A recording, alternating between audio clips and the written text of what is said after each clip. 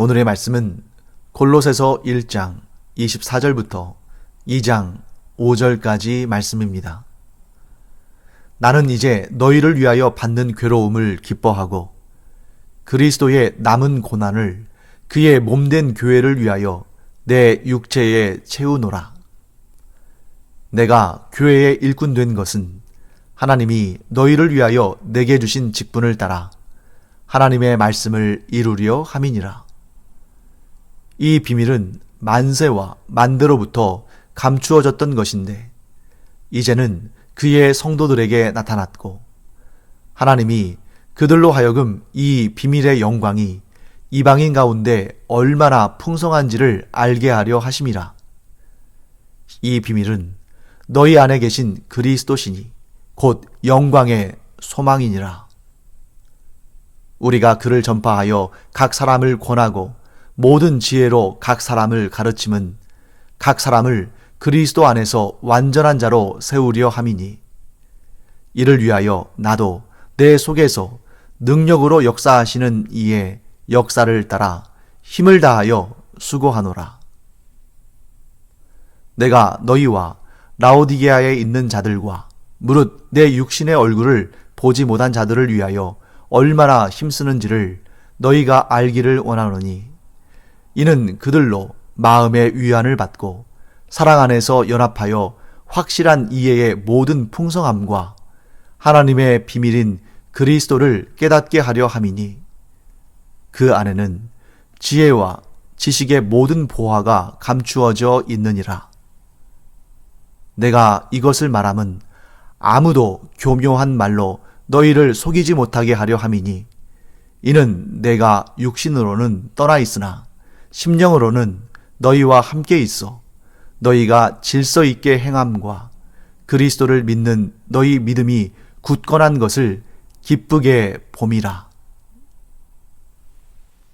네, 오늘 본문에는 자신의 삶의 현실, 자기가 지금 살고 있는 그 삶에 대해서 고백하는 그 삶이 어떤 삶인지를 증거하는 그런 사도 바울의 고백으로부터 오늘 본문을 보게 됩니다. 자, 24절 말씀을 한번 볼까요? 나는 이제 너희를 위하여 받는 괴로움을 기뻐하고 그리스도의 남은 고난을 그의 몸된 교회를 위하여 내 육체에 채우노라. 자신의 삶에 대해서 세 가지의 모습을 제시하고 있죠. 첫째는 나는 너희를 위하여 고난을 받고 있는 중이다. 그리고 이 고난은 구체적으로 말한다면 투옥의 고난이죠. 그리고 두 번째, 나는 지금 그리스도의 남은 고난을 받고 있는 중이다. 즉 그리스도께서 우리에게 영광과 기쁨과 좋은 것들만 주고 가신 것이 아니라 우리에게 고난도 주고 가셨다 하는 것입니다. 우리가 그리스도와 함께 영광뿐만 아니라 고난도 함께 받아야 하는 존재다 하는 것을 강조하고 있는 것이죠. 그리고 세 번째는 내가 지금 받고 있는 이 고난은 교회, 곧 그리스도의 몸된 교회를 위해서 받고 있는 것이다. 자, 이 세 가지를 종합적으로 본다면 이 세 가지의 내용을 하나의 단어로 종합한다면 어떤 단어를 우리가 말할 수 있을까요? 고난이죠. 고난. 지금 바울은 자신의 고난에 대해서 골로새 교회 성도들에게 설명하고 있는 것입니다. 왜 그럴까요? 오늘날도 마찬가지입니다만 많은 사람들이 예수를 믿는 것, 하나님의 자녀가 되는 것, 그리스도인이 되는 것은 잘되고 복되고 형통하고 계획한 것들이 다 이루어지고 기도한 것마다 다 응답받고 그래서 누가 봐도 잘 사는 모습, 누가 봐도 잘 되는 모습, 누가 봐도 인정할 만한 그런 모습을 가져야 한다고 생각합니다. 그리고 실제로 많은 사람들이 기독교에 입문하게 될 때, 그러니까 이 모태신앙과 같은 그런 환경 가운데 자기의 선택의 여지 없이 교회에 발을 들인 그런 경우가 아니라면 하나님에 대한 믿음, 예수 그리스도에 대한 믿음 없이 살다가 어떤 계기가 되어서 뭐 전도를 받았든 혹은 그냥 한번 자기가 나가고 싶었든 혹은 이런저런 이유로 교회에 발을 디딜 때 대부분의 사람들은 어떤 것을 기대하며 나오냐면 예수를 믿으면, 하나님을 믿으면, 그리스도인이 되면, 신앙생활을 하면 지금까지 나를 괴롭혔던 모든 것들이 사라지고 지금까지 내게 부족했던 모든 것들이 다 채워지고 하는 것마다 잘 되고 건강하고 형통하고 부유해지고 이런 복을 받기 위해서 교회로 나옵니다. 그렇지 않은 사람이 어디 있겠습니까? 모든 사람들이 그렇죠. 누가 처음부터 성숙한 그리스도인의 모습으로 교회를 나오겠습니까? 아직 복음에 대해서 잘 알지도 못하고 성도의 성화의 삶에 대해서도 알지 못하는데 누구나 처음에 신앙생활을 시작할 때에는 자기중심적인, 자기의 삶이 잘 되기를 원하는, 하나님께서 뭐라도 좋은 것을 주실 것을 기대하고 이렇게 신앙생활을 합니다. 그리고 그런 시작이 잘못된 것도 아닙니다. 그러다 보니까 그렇게 신앙생활을 시작하는 사람들이 가장 처음에 맞닥뜨리는 문제는 뭐냐면 고난이 왔을 때, 실패를 경험했을 때, 문제가 생겼을 때 이걸 어떻게 해석해야 하는가 하는 것입니다.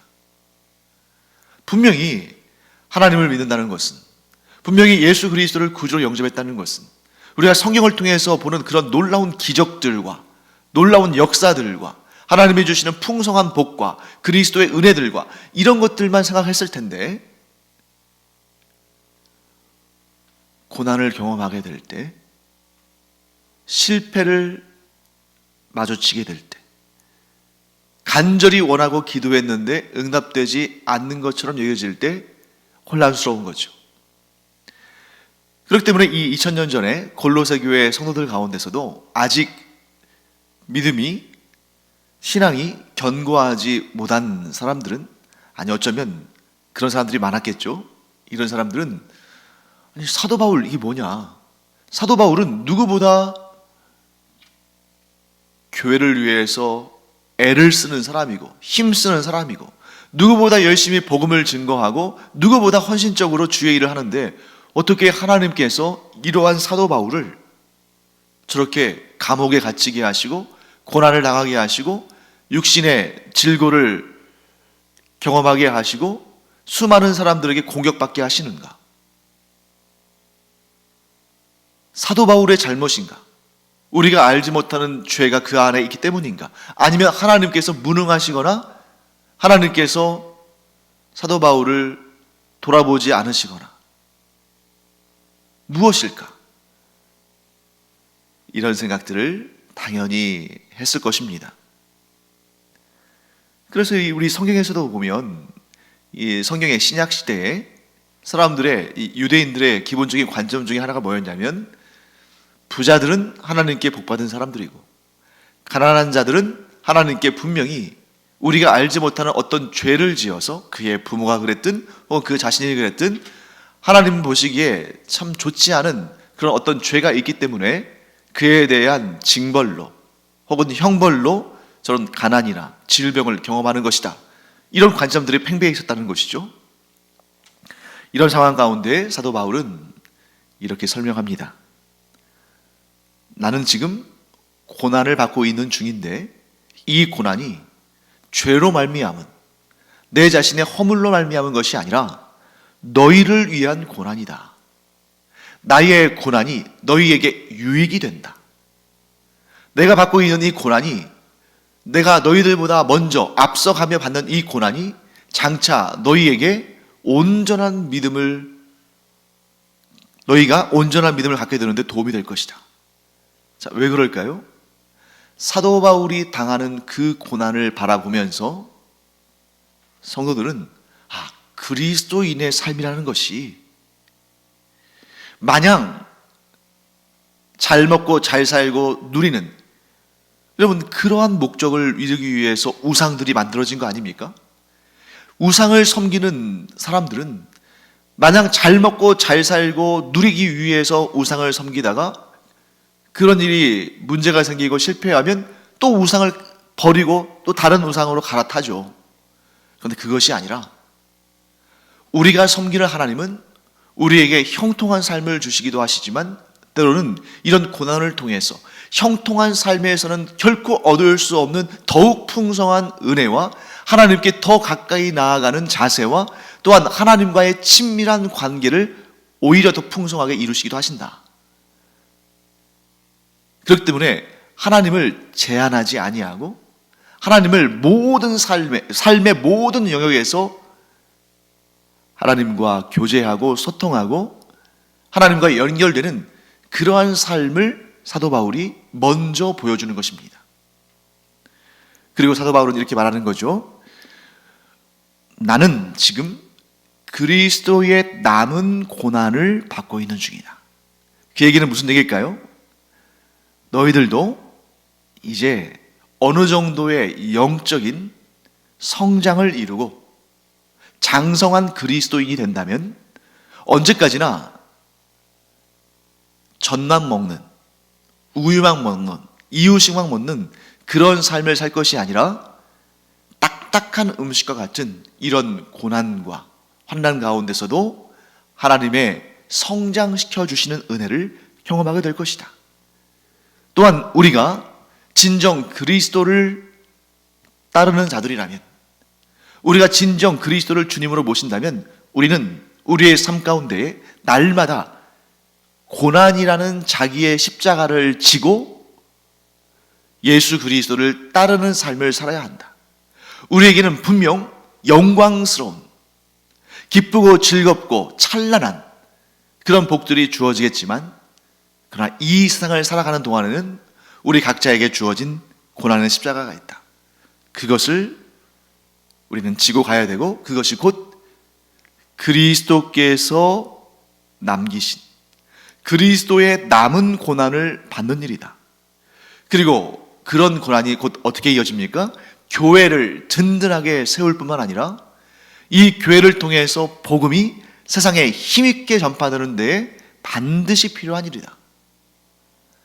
사랑하는 성도 여러분, 이 2000년 전에 초대교회 당시에 이 초대교회 성도들이 그리스도의 남은 고난을 그들이 지었고 그들의 각자의 십자가를 지고 믿음을 지키고 교회를 든든히 세웠기 때문에 오늘날 2000년 후에 이렇게 전 세계의 교회들이 아주 많이 또 튼튼하게 거룩하게 세워지고 오늘날 우리가 이렇게 신앙생활 할 수 있는 것입니다.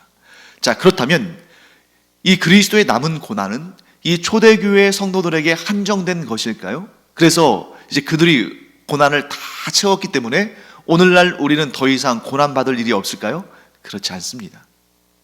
이 세상을 살아가는 동안 예수 그리스도께서 재림하실 때까지 항상 쉼없이 그리스도의 남은 고난은 이 땅에 언제든지 그리고 얼마든지 있는 것입니다. 사실 여러분,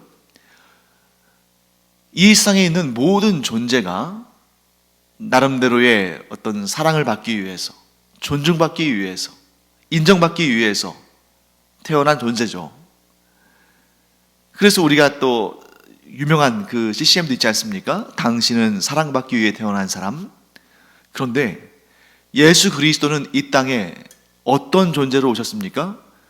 고난받기 위해 오셨고 우리를 위해 대신 죄값을 갚으시고 십자가에 달려 죽기 위해서 오신 것입니다. 그렇기 때문에 우리가 오늘 이 성탄절에 그리스도의 오심의 목적과 의미를 제대로 안다면 우리가 이 땅에서 당연히 고난을 받아야 할 것을 알아야 합니다. 왜냐하면 우리는 그리스도의 사람들이니까. 그러나 너무 염려하지 마세요. 우리의 고난은 영원한 것이 아닙니다. 우리의 고난은 오직 이 세상에서만, 우리가 이 세상에서 우리의 생명을 마칠 때까지만. 그런데 어떤 분은 아마 이렇게 생각하실 거예요. 목사님, 그러면 우리 평생 아닙니까? 네, 맞습니다. 우리의 평생토록 고난은 면제되지 않습니다. 사라지지 않습니다. 그럼에도 우리에게 소망이 있는 이유는 무엇입니까? 우리가 이 세상에서의 고난을 마치고 천국에 가면 더 이상의 고난은 없습니다. 그리고 거기에서는 영원한 상급과 영원한 생명이 있습니다. 우리가 천국에서 누릴 영원한 상급과 영원한 생명을 생각해 보십시오. 그것은 영원한 것입니다. 그 영원함에 비했을 때에 100년도 채 되지 않는 이 땅에서의 우리의 삶은 얼마나 짧은 것인가. 예수 그리스도께서 십자가의 고난을 당하셨지만 그것으로 예수님의 남은 모든 영원한 삶이 그 십자가의 고난으로 점철된 것이 아니라 십자가의 고난은 받으셨지만 장사한 지 사흘 만에 부활하시고 승천하셔서 하나님의 보좌 우편에 앉아 계시면서 영원한 영광을 누리고 계시죠. 더 이상의 십자가의 고난과 죽음은 없는 것입니다. 왜요? 예수님은 천국에 계시니까. 예수님의 뒤를 따르는 우리도 마찬가지입니다. 이 땅을 살아갈 때는 우리 신대주 강염교회처럼 이런 개척교회, 또 규모가 작은 교회나 혹은 규모가 크고 또 100년 이상의 역사를 가진 교회나, 물론 그 내용들은 좀 다르겠습니다만, 그 상황에 따라서 내용들은 다르겠습니다만, 모든 교회가 고난을 경험하고, 개척교회는 개척교회로서의 고난, 또 대형교회는 또 대형교회로서의 고난, 이런 부분들이 있지만 그 고난을 잘 감당하고 잘 인내하고 그런 가운데도 끝까지 예수 그리스도를 향한 믿음을 버리지 아니하고 오직 하나님을 향해서 소망을 두면 그 교회는 아름다운 결실을 맺고 장차 하나님께 칭찬을 받을 것입니다. 뿐만 아니라 성도 개인도 마찬가지죠.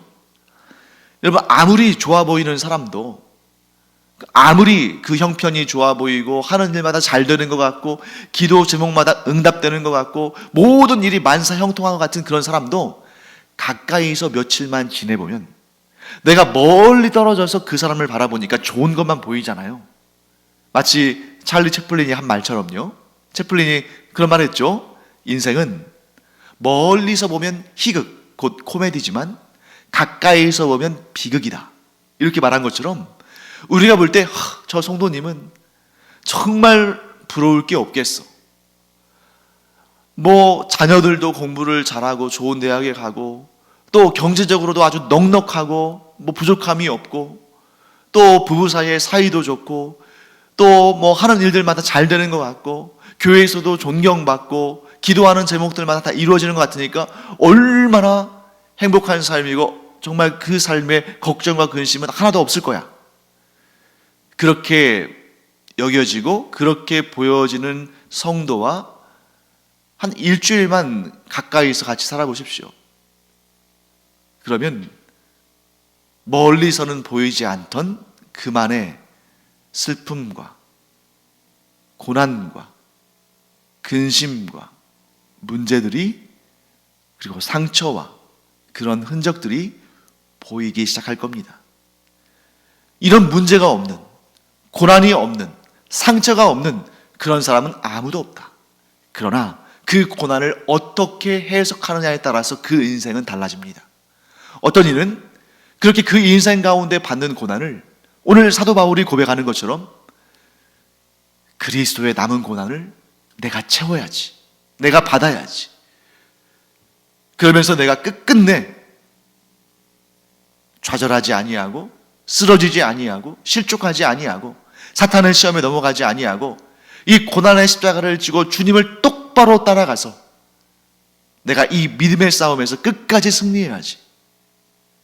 예수를 믿는다는 것은 좋고 귀하고 복된 그런 일들만 경험하는 것이 아니라 그런 것을 늘 하나님이 주시지만 고난도 함께 경험한다고 성경이 말씀하시는데 그 성경의 말씀대로 이 고난도 이겨내야지. 이 고난을 이겨냈을 때 반드시 하나님께서 상을 주실 거야. 복을 주실 거야. 또한 이 고난의 길을 걸은 다음에 내가 더욱더 성장하고 성숙할 거야. 그리고 내가 받는 이 고난이 누군가에게 도움이 되고 또한 나의 이 경험이 교회 공동체의 덕이 되고 내가 이 고난을 잘 감당하면 장차 하나님 나라를 위해서 내가 더욱 귀하게 쓰임받을 수 있을 거야. 이런 소망을 가진 자마다 하나님께서 그를 복되게 사용하신다는 것입니다. 사도 바울이 만일 그가 복음을 전하다가 감옥에 갇혔을 때 하나님을 이렇게 원망하고 하나님께 불평했다고 한번 생각해 보세요. 하나님, 어떻게 저한테 이러실 수 있습니까? 어떻게 제가 주님을 위해서, 그리스도를 위해서 이렇게 헌신했는데 어떻게 저에게 이렇게 대하실 수가 있습니까? 평생 복음 전하는데 제 생명을 다해서 살았던 저에게 어떻게 감옥에 갇히는 이러한 불의한 일을 경험하게 하실 수 있습니까? 하고 하나님을 향해서 원망하고 실족해서 복음을 전하는 사도의 직분을 내팽개쳤더라면 오늘 우리가 보는 골로새서는 기록되지도 않았겠죠. 또한 평생 복음을 전하다가 감옥에 투옥되는 그 일로 인해서 실족했다면 그러한 사도 바울을 보면서 얼마나 많은 사람들이 복음에 대해서, 그리스도에 대해서 잘못된 관점을 가지고 그들도 실족해서 교회를 떠났겠습니까?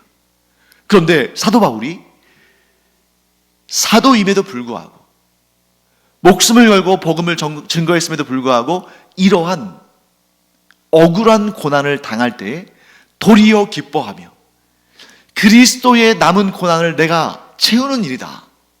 또한 내가 이 고난을 잘 견디고 이겨나가면 성도들에게 유익을 전해줄 수 있고, 그래서 그 성도들도 그들의 삶 가운데 고난을 받을 때에 내가 행한 것처럼 원망하지 아니하고 불평하지 아니하고 하나님을 향한 믿음을 내놓지 아니하고 떠나지 아니하고 자기의 고난의 십자가를 지고 좌로나 우로나 치우시지 않고 똑바로 주님 가신 그 길을 따라올 텐데 내가 견뎌내야지.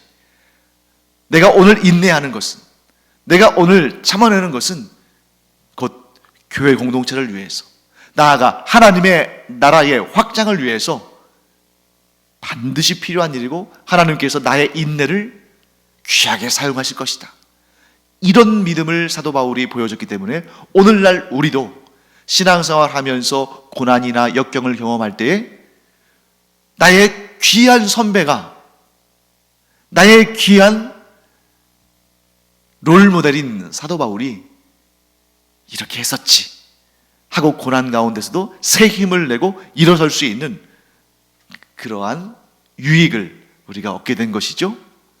그런데 우리가 그런 유익을 얻는 것으로 끝나는 것이 아니라 우리도 그런 유익을 주는 그리스도인들이 되어야 할 것입니다. 어떻게 해요?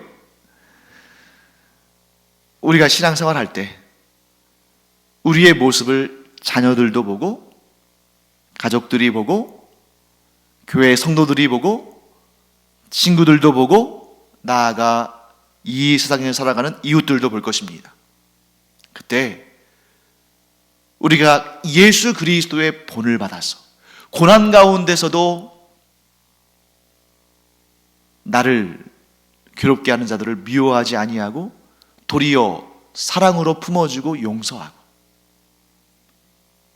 고난 가운데서도 사도 바울처럼 내 이 고난은 무익한 것도 아니고 창피한 것도 아니고 하나님께서 나를 통해서 귀한 역사를 이루시기 위해서 주신 그리스도의 남은 고난이다 라고 생각하고 그 안에서 도리어 감사하고 기뻐하고 더 큰 하나님의 역사를 위해서 좌절하지 아니하고 똑바로 걸어갈 때 우리 주변에 있는 그 모습을 바라보는 사람들에게 얼마나 귀한 교훈이 되고 또 그들이 또한 그런 고난을 당할 때 얼마나 좋은 발자취가 되고 교훈이 되고 모범이 되겠습니까?